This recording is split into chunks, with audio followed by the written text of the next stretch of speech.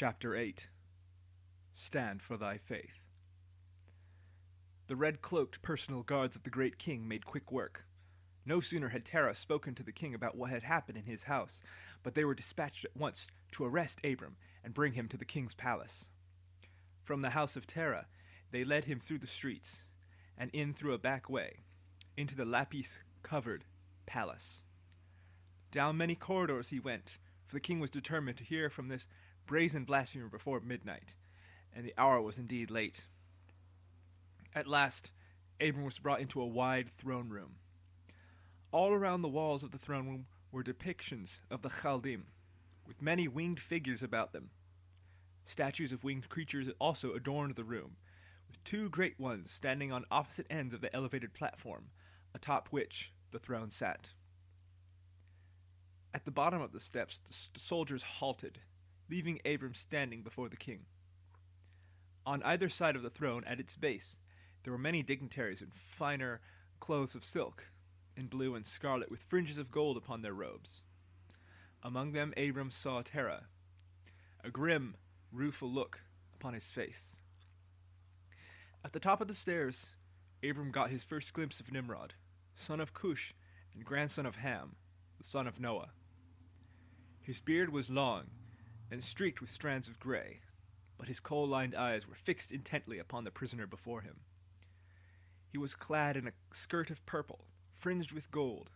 Upon his lap was a great bow, and upon his shoulders was something else which caused Abram to gasp with surprise. Arrayed upon his shoulders was a cloak of animal fur, the very skins which his grandfather had stolen from Noah. There could be no doubt who this man was. "Who is this ragged wanderer from the wilderness?" Nimrod asked, gesturing down to Abram. Though he wore the skirt of the people of Ur, his hair and beard were not after their fashion. "I am Abram," said the son of Terah. "And whose son are you, Abram of the wilderness?" "I am the son of Terah." One of the guards smote Abram with his fist, demanding that he address the king as "Your Majesty." "Your father has petitioned us to judge you according to the law," Nimrod began, "that we may be delivered from the evil that you have brought upon us. What is this that you have done to the gods of your father?" "Great king," Abram replied, "Majesty, forgive your servant's lack of understanding. I am not accustomed to the columned halls of kings, being only raised as a shepherd, your Majesty. Your Majesty has asked me what I have done to the gods of my father Terah. I have done nothing but set out savory meat for them in the god house. They all reached out to take their fill before Chaldi, and in his wrath he struck them all down." Nimrod chuckled. "Does stone and wood indeed have the power to speak, to eat, and to smite one another, as you have said?" "Your Majesty," Abram began, "if these gods are but wood and stone, and have no power to speak, eat, or to save themselves or strike one another down, why do you and your sons and all your subjects bow down to them? They cannot save you, and you bring great evil upon all your people by serving them.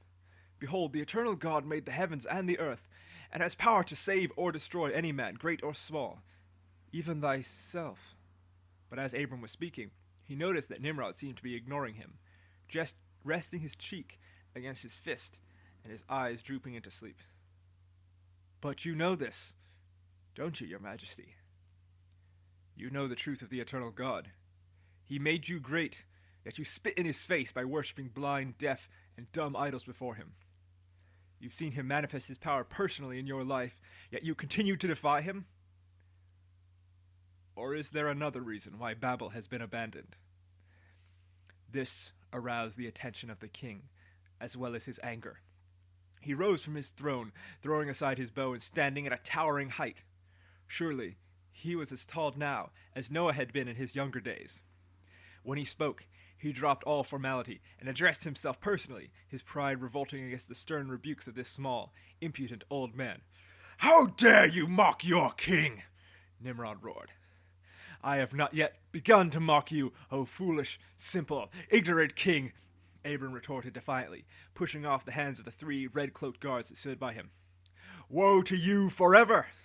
I will not be rebuked by an impudent little gnat, Nimrod retorted. The eternal God will rebuke you, Abram stated. 700,000 giants greater than you he destroyed in the great flood for their idolatry and their violence. Would you bring such disaster upon the world again by reason of your idolatry?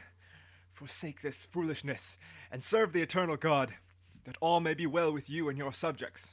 I do not fear your God, Abram, Nimrod roared, striding down the stairs towards Abram, defiantly pointing up at the sky with his right hand. I will not bow down to him. I am a god. I do as I please. I kill as I please. I conquer as I please. And I destroy as I please. He turned to Abram, pointing at him with furious anger in his eyes. And your life is in my hands, little worm. Even as your life is in the hands of the eternal God, Nimrod, Abram replied. Behold, you who set your throne between winged angels, causing yourself to believe that you are a god, you shall die in shame in the latter days. As you have hunted the beasts of the field, so you shall be destroyed by a hunter, as a beast of the fields yourself. Nimrod descended the stairs from his throne and struck Abram to the ground with his fist. The red cloak seized him by the arms and held him back, ready for the king's command. Nimrod, meanwhile, paused for a moment, breathing heavily to calm his wrath.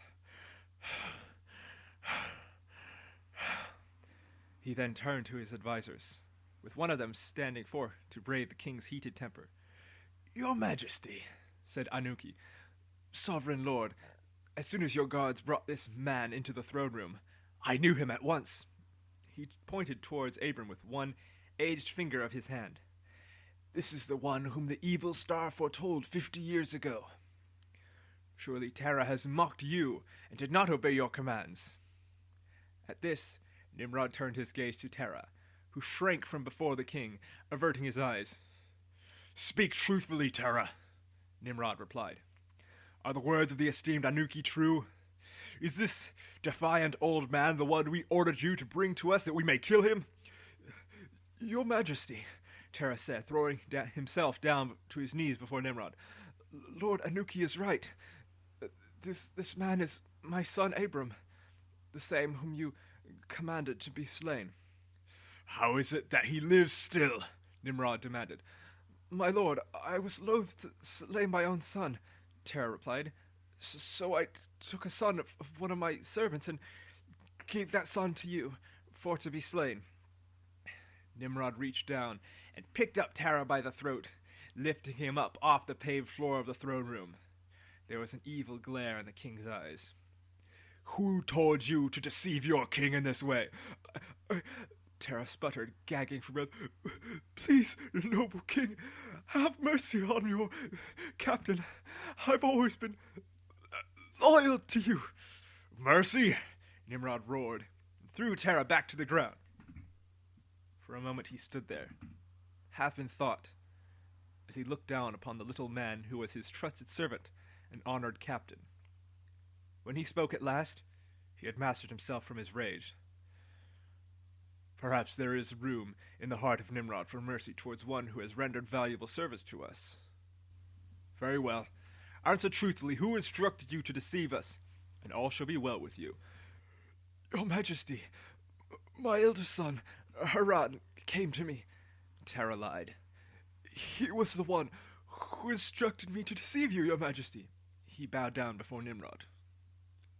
Very well, Nimrod said. Because you have dealt truthfully with me, Terah, and in memory of your devoted service, you shall not be punished. He then turned his dark gaze to Abram, and his eyes blazed with anger. But there still remains the matter of this insolent blasphemer. He turned back to his courtiers. What manner of death do you decree for him? Your Majesty, Anuki spoke up, for reviling your greatness as he has done, this sturdy rogue should be hanged upon a tree. But his blasphemy against the gods is the most intolerable offense which he has done. According to the law, he should be burned with fire. Therefore, Your Majesty, if it pleases you, let Your Majesty's servants kindle a fire for 3 days and nights, and let this rogue be thrown into the fire in the sight of all Your Majesty's servants. Nimrod stroked his beard pensively. By making an example of the son of my favored captain before all the people, we shall be feared. No thoughts of treason shall ever enter the minds and hearts of our subjects, or of worship to this eternal God of his." He turned about to face Abram. "Very well. Hear now the doom commanded upon you by Nimrod the great king. You shall be taken hence to the dungeons to be kept without food or water. At the end of 10 days, you shall be burned with fire in the sight of all the people of Ur, both you and your brother Haran." "No, my lord," Terah begged, throwing himself onto his knees. "Please, show mercy on my son and heir." "Had you not heeded the word of your eldest son in this matter," Nimrod retorted, glowering down at Terah, "you would only need to bury one son instead of 2. You have none to blame for this but yourself. You should rejoice that we have deigned to show you mercy for your foolishness in heeding the words of your son." He turned to the redcloaks. "Take him away." "Evil begets greater evil," Abram said as he was dragged away. "The eternal God sees the evil upon the earth and will judge them accordingly." Down, down went the red-cloaked guards with their prisoner. From the palace they took him into the dungeon, situated in the bottom of a tower in the king's palace complex. Many long steps and many doors and locks separated the dungeons from the outside world and freedom. At length they came to 2 cells on either side of the dungeon hall. Each of them was completely sealed off by thick stone walls, accessible only by a single gate with a barred window in it looking out into the hallway, the width of the windows being no larger than a man's hand. Into this cell Abram was thrown, and the door shut fast behind him. The cell was quite narrow, only about 6 feet wide, and the same length as well. A single narrow window at the top of the cell, with iron bars upon it, was his only source of light. Within the cell there was naught but rank, filthy straw upon which to sleep. The rest was bare, hard stone bricks. It was into this dismal cell that Abram was obliged to remain, at the convenience of Nimrod. The darkness within the cell was deep, and there was none to console him in his condition. As per the king's command, he was given no food or water. For the present, none came to visit him. Here and there he would hear shuffling outside his cell and call out, but it was only the prison guards doing their rounds. At last the narrow shafts of sunlight entered the cell from the window above. Morning had come. But its light offered little in the way of relief from the deep darkness of the cell. A commotion was heard outside the cell, and Abram's ears pricked up with interest. He heard the voice of his brother Haran being dragged into the dungeon near at hand. Just across from his cell, he could hear another door being opened, and Haran being thrust into the cell opposite him. For anyone, the isolation and the darkness, not to mention the starvation, would be punishment enough. But for Abram, he had spent many long years in the hills and valleys of the Valley of the Eight, tending the sheep of Noah's house. The cold and filth of the cell was troublesome. He had known many nights cold on his journey from the house of Noah to Ur, but then he had proper clothes, more than merely a Chaldean skirt. The hardest part of this whole ordeal was the lack of food and water.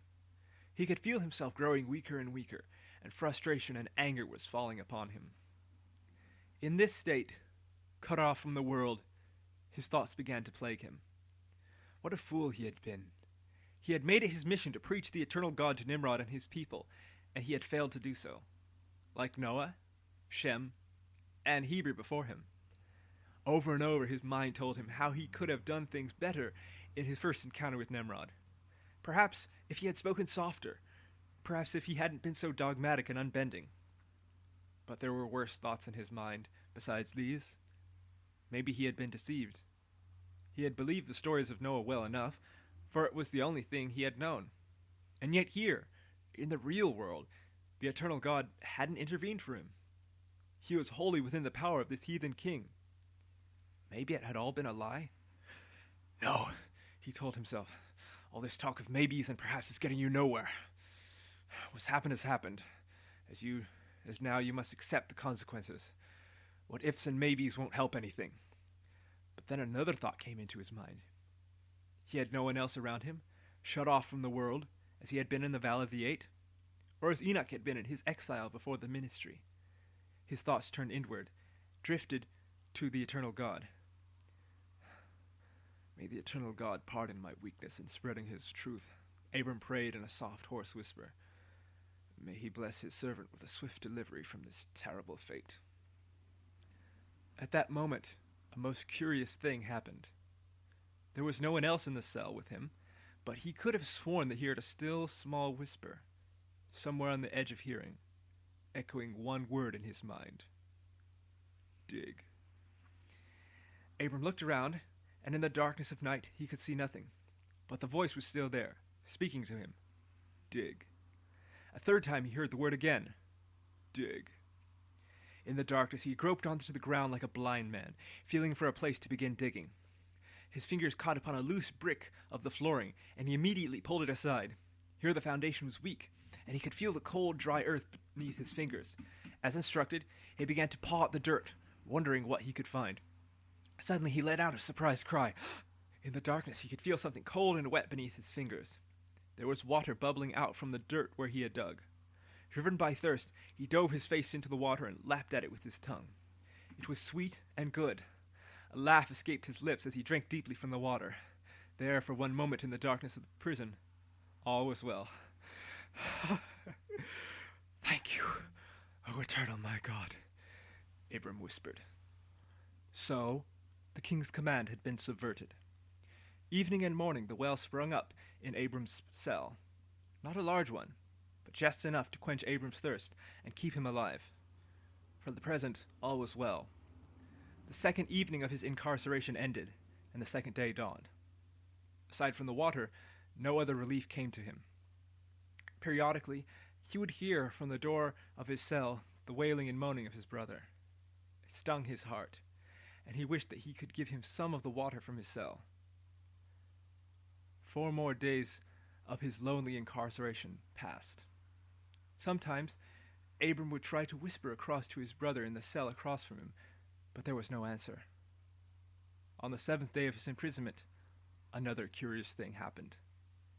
It was late at night, and Abram was lying awake in his cell, unable to sleep, listening to every sound in the cell. The hoarse sobs of his brother, the footsteps of the prison guards as they walked down the hallway from his cell. Day in and day out, the monotony never ended. It was enough to drive one mad, in addition to the other afflictions within the prison. Then suddenly, he heard the locks of his door turning. Curiosity got the better of him, and Abram looked at the door. Once the locks were opened, the door swung noiselessly on its hinges and closed almost as immediately as it had opened. There was no light, but Abram could tell by the soft shuffling of the straw on the ground that something had entered the cell with him. Is that you, Sharum? Abram asked, speaking of the captain of the prison guard. To his surprise, the voice that answered him from the darkness was that of a woman. Fair, melodious voice, the like of which he had never heard before in his life. And yet, it was strangely familiar. What a foolish, silly old man you are, son of Terah, the woman's fair voice said. Her words were hard, yet the tone was soft and fair. To languish here in this dungeon when you could easily walk at liberty. Who are you? Abram asked. I am a friend, said the fair voice. I am your escape to freedom. Freedom? Abram asked, shifting in the straw around him. How did you get in here without being seen? When do we leave? When you leave is all up to you, son of Terah, the voice replied. What do you mean? Don't play the fool with me, son of Terah. We both know the real reason why you are in this cell. Your words against Nimrod offended him. I spoke only the truth to the king, Abram replied. Your truth, perhaps, but not his truth, the voice equivocated. And he is king, therefore his truth is law. I am called to tell the world the truth of the eternal God, creator of heaven and earth, the sovereign of the whole universe, no matter who is king. Look where your devoted service to the Most High has gotten you. Thrown into a dismal prison, forgotten, left for dead, forsaken by your father, and condemned to be buried alive, with your own brother to be slain with you. Where is the Most High in all that? If he were indeed so powerful, why has he not saved you from this loathsome dungeon? He gave me water. No, you found a spring at the bottom of your cell and called it a blessing from the Most High. Abram looked up to where he heard the voice coming from the darkness. Are you truly a friend? I am your only friend in this cell, son of Terah. The Most High remains silent while you languish, but I am here to set you free. And just how would you set me free? Abram asked, suspecting that there might be more to this voice than he had first thought. You know the answer, said the voice. If you wish to save yourself from the fire of Nimrod, bow down and worship him. No, Abram dismissed. The Eternal is God. He's the only one worthy of worship. You don't have to mean it in your heart, the voice replied. Just say the words and save yourself. Wherefore should you die for a God that has forsaken you? With that, suddenly, a thought came into Abram's mind. Something Noah had said about the fall of man. The Eternal had asked Adam and Eve about their sin, offering them a chance to admit their guilt and throw themselves at his mercy. But the serpent had received no such allowance. The subtle, cunning deceiver had been condemned and cursed right off, rather than given leave to speak and seduce. The answer came to him. He had parleyed with this contemptible voice long enough. You ask me to betray the Eternal and call yourself a friend? Abram retorted to the darkness. You are an enemy to me. May the Eternal God rebuke you, cursed blasphemer. The voice said no more, but Abram thought he had heard the faintest echo of a hiss somewhere in the darkness. Unfortunately, his defense did not go unpunished. The guards heard him talking and, as soon as the voice had fallen silent, came into the cell. They decided that he needed a sound thrashing to keep him silent and to throw out all thoughts of escape. The two guards held him down while another beat him with a stick across his bare back. No greater pain had Abram felt in all his life, and he could not help but cry out in response to the torture. When the guards thought he had received enough punishment, he was thrown back into the cell and sent back into the darkness and solitude. He made no noise, save for the quiet, whispering groans of pain from his sore, beaten back.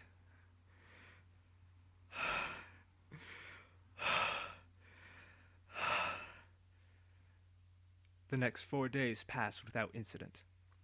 The little spring did not fail him, and Abram drank from it to maintain his life. The food, however, was still an issue, and he was a little weak from the lack thereof. But he had spent many days without food during his shepherding, and knew that one could fast for weeks if need be. On the morning of the 10th day, Abram noticed the sound of footsteps walking down the hall towards the cells. In the darkness, his hearing had increased in the dim light. There were several people walking, and he could hear their voices. Sharum was among them, but he also heard the voice of Nimrod as well. Your Majesty, he's down here just as you ordered, Sharum replied, though I've never heard of anyone living longer than 3 days without food or water. Surely he must be dead by now. Be that as it may, Nimrod replied. Let us go to his cell. If he lives, he will burn. If he is dead, then we'll throw his body in a pit and erase him from the memory of men for all time. The footsteps made their way towards the cell. Abram was lying on the bed of straw, trying in vain to sleep on the uncomfortable stone floor. Before he could move or make a sound, the porthole of his cell was opened. Abram, are you alive? Sharum's voice asked. I am living, Captain, Abram replied. There was a moment of furtive silence, as the king and Sharum whispered incredulously on how the prisoner had survived. At last, the captain spoke. How is it you survived for 10 days without food or water? The Eternal has sustained me, Abram replied. There was silence, after which the prison door opened, and 2 prison guards entered, pulled Nimrod up to his feet, and tied his hands behind his back. Behind them entered Nimrod, crouching down as he gazed contemptuously at Abram. Before you burn, we would have words with you, Abram, Nimrod said to Abram. Know that you will burn for defying the king. I defy anyone who sets themselves up as a god instead of the Eternal, Abram replied. Heed our words, Abram, Nimrod continued, for we shall tell you something that not all men know. You spoke of the people before the great flood who defied the eternal God and were destroyed. This we know, for Ham, the son of Noah, was our grandsire. But here is something that Noah never told you, we'll wager you. Man does not want your God. We like governing ourselves, doing as we wish. Oh, of a truth, the need for worship is present. We do not pretend otherwise. For this, we make our own gods, after our own fancies, to suit our own tastes. But we will not have your God rule over us. The Eternal raised you up, Abram stated, and he will cast you down in due time. He is the God of all men. My God, the God of Noah, the God of Adam, Seth, Enoch, and Methuselah. He is even the God of Nimrod and Terah. Yes, yes, Nimrod smugly smiled. Tell yourself whatever lies you must to comfort you before death. After you burn, no one will doubt the might of Nimrod. No one will question the divinity of Nimrod. And your hope that your eternal God will repay and defend you is a fool's hope. With that, Nimrod stepped back and prepared to leave, then turned back to Abram. Your mother awaits outside to bid farewell to her son. When you have said your goodbyes, you will burn. With that, Nimrod strode out of the prison cell. From the other side of the door, there appeared Amthelo, her face worn with care and pinched with sadness. If he could, Abram would have swept her up in his arms and held her forever in a warm and loving embrace. Instead, she threw her arms around him and wept into his bare, filthy chest. Oh, my son, Amthelo bawled. I cannot bear to see you burn. For my sake, if not for thine own, recant this folly and save yourself. Throw yourself at the king's feet and save yourself from the fire. Mother, Abram cried, his heart breaking at her sorrow and grief. Speak not the words of the enemy in my ears. How shall I, after having sworn myself to the Eternal, turn back now and not be hanged as a traitor? I cannot for one god or another, Amthelo wailed in the depth of her grief, looking up at her son. Only that you die not. Please, my son, bow down to King Nimrod. Save yourself from the fire. Water can quench the fire of Nimrod, mother, Abram replied. But there is another fire, the flame of the wrath of the eternal God. All the water in the seas cannot quench the fire of the Eternal's wrath, nor can the rains of heaven put it out. With that, Amthelo frowned sorrowfully and pulled herself away from her son. I have pleaded with you, my son, that you save yourself from the fire. But you have hardened your heart against the tears of your own mother, hating the life that I gave you. I can do no more. May the God whom you serve rescue you from the fire of Nimrod. She turned and walked away out of the cell, weeping sorrowfully. The prison guards delivered Abram to a pair of red-cloaked royal guards, who would carry him from thence to the place of execution. At his side, Abram saw his brother Haran being brought out next to him. He looked old and withered, far beyond his years. He did not look at his brother, but held his head down in sorrow and dejection. "Brother," Abram said. "Leave me be," Haran snapped. "You've dishonored our Lord Father and eaten up both of our lives. You will bring down his head in sorrow to the grave." "I will not forsake the Eternal," Abram replied. "Why?" Haran asked. "You destroy our gods. Do you think yours is any different?" "I know he is different," Abram stated. "Why?" "I have faith that he is," Abram replied. "And I have proof. He destroyed the old world with a flood of water. I sustained my life in this prison with a well of water." "Is that so?" Haran asked. "If your God can save you from the fire of Nimrod, then he is indeed a mighty God." Are you saying that you believe in the eternal? Abram asked. Haran stammered, mumbling in indecision. Then he... Well, but... maybe? He had no time to answer, as the red cloaks clocked each of them with a sound strike on the back of their heads to silence them. While Abram had been in prison, Nimrod had constructed the place for his execution. A great, concave pavilion of stone had been set up in the middle of the city, where all the inhabitants of Ur could witness the burning. In the midst of the pavilion, a stage of white marble had been set up. The stage was hollow, and beneath it, the great brick ovens had been arranged, with an iron grate at the top of the stage. From between the holes of the grate, the flames rose high into the midday sky. The king had commanded the place of execution to be finished in 7 days' time. When it was finished, Nimrod had the workers stoke the fires for 3 days and nights. Unfortunately, this caused a series of complications that had occupied the majority of Nimrod's attention. Once the fires had been heated sufficiently enough, no one could approach the stage via the steps that led up to it. 12 red cloaks had died or been severely mangled and scarred from the intensity of the flames. It was at this moment that a strange thing had happened. One night, while the king was alone pondering any possible solutions for his problem, a voice came to Nimrod, offering a solution to him.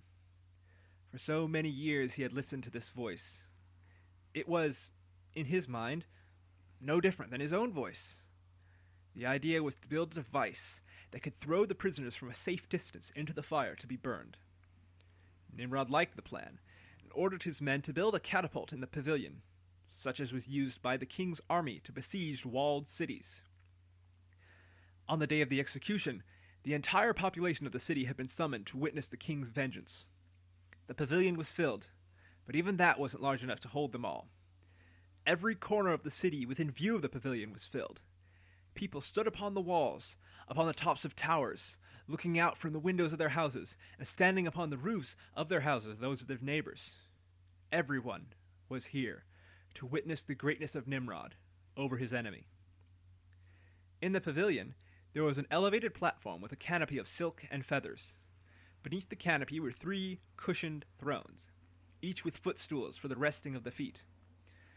On the largest of these thrones sat Nimrod.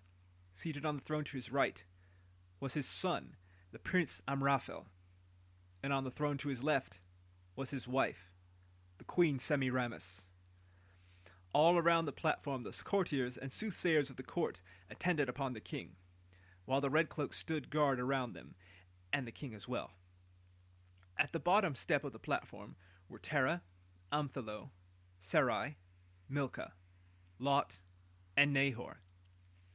At Nimrod's request, they were to watch the burning along with everyone else in the kingdom. Below the platform and to the left was the catapult.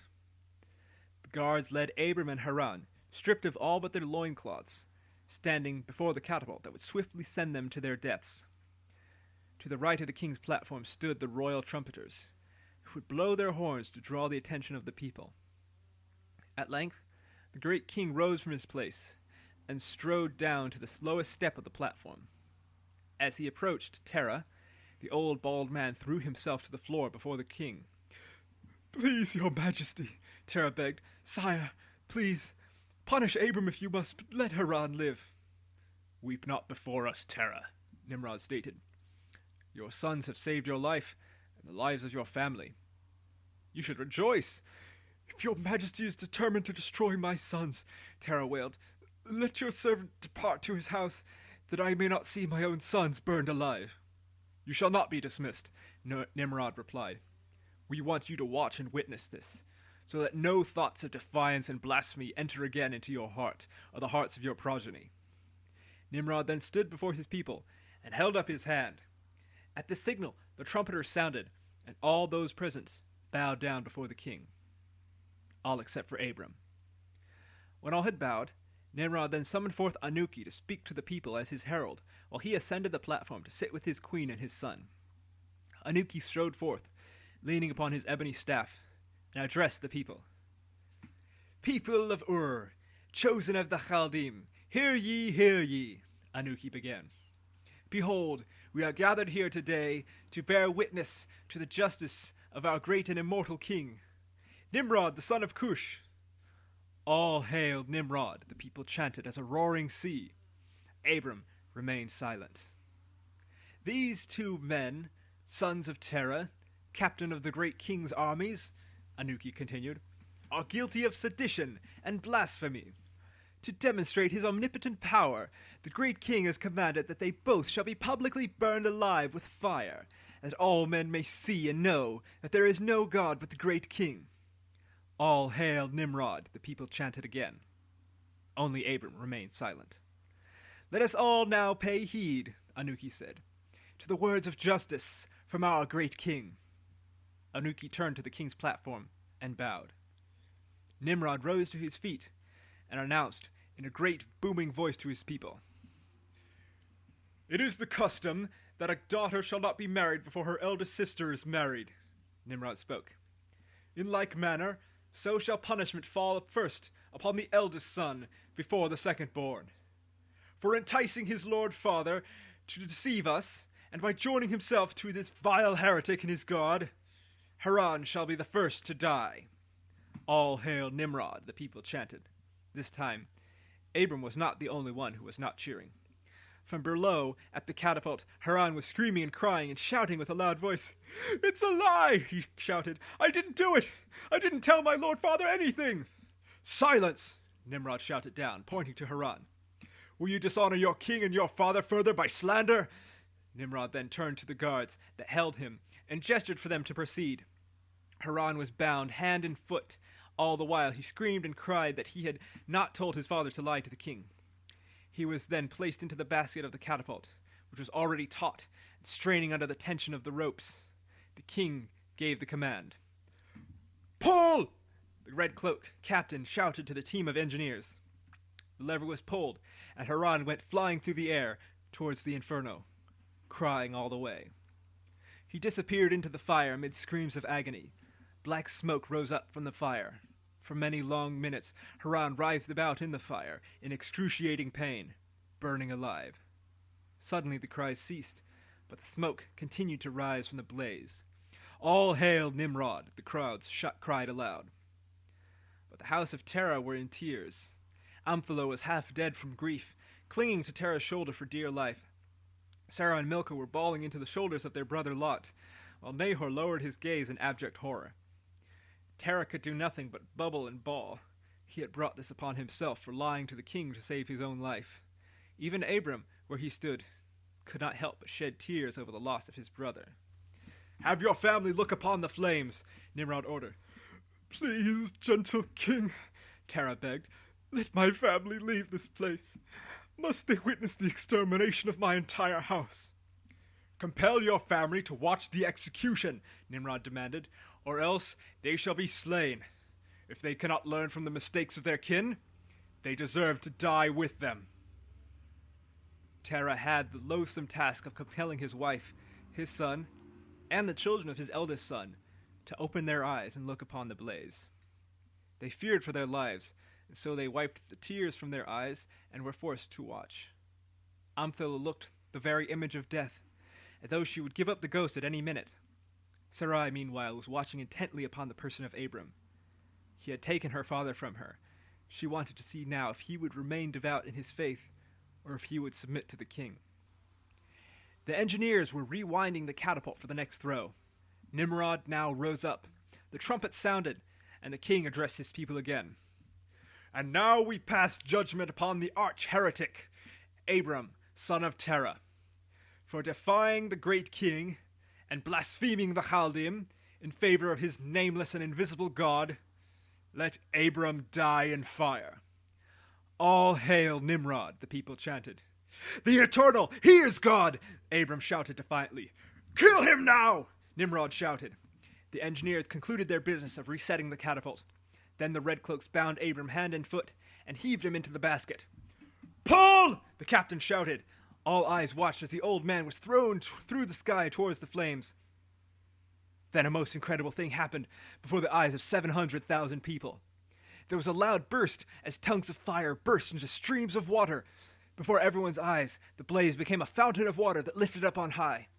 Then there was a loud crash as the water fell back down to the ground, creating a great pool.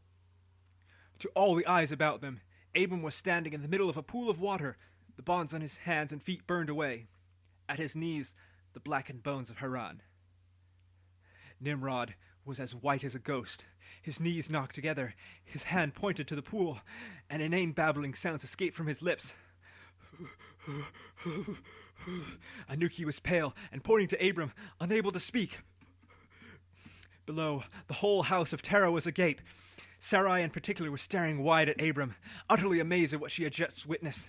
Finally, the king mastered himself long enough to string more than 2 words together. How did you escape the fire? He demanded. As for Abram himself, he was more than a bit shocked. He had fully resigned himself to the death before him. Indeed, he had determined his admission of the eternal God as being God, being his final words. It was therefore a surprise to him when he found himself soaked and freed, standing in the shallow pool. For the present, all he could do was laugh until he saw the blackened bones of his brother. Then horror fell upon his face. He heard the words of the king calling out to him, and he turned to the king's platform. "The Eternal, the God of heaven and earth," Abram replied. "I trusted in him, and he saved me from the fire of the king. He alone has power over all things." Suddenly, there arose a cry heard from among the people. "Bow down before Abram!" All the multitudes prostrated themselves before him, even the nobles of the king's court. Even Nimrod rose from his throne and took a knee, aghast and full of amazement at what he had seen before his own eyes. But Abram was not happy with being worshipped, for he knew that this was not so. He hadn't done this miraculous deliverance of his own power. "Do not bow down to me," Abram cried out with a loud voice. "I am but a man, born of woman no different than any one of you. The eternal God made all mankind and the earth in which we dwell, and saved my life from the fire. It is he to whom you should bow down, he whom you should worship, and no other." The story continues in chapter 9.